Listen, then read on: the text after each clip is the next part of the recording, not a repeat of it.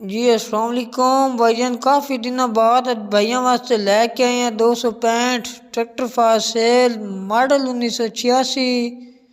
माशाल्लाह साफ सुथरी कंडीशन दे विच मुनासिब डिमांड दे विच।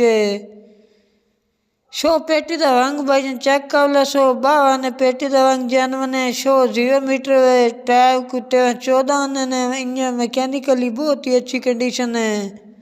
समान बंपर लग गया। लोकेशन मुल्तान दी है।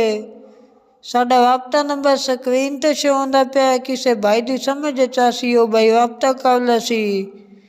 इस तो इलावा ही अपने को 3-4 265 मौजूद ने 86 मॉडल दे 0 टायरों दे भाईजान। मुनासिब कीमत है भाईजान, 15 लाख रुपया ट्रैक्टर की डिमांड है। मजीद मौके ते कमी पेशी होवे सी। जेड़े भाई इस पेज ते नवे ने साडे यूट्यूब पेज नू लाइक करो, शेयर करो, फॉलो करो ताकि नवी वीडियो तुहाडे तक पहुंच सके।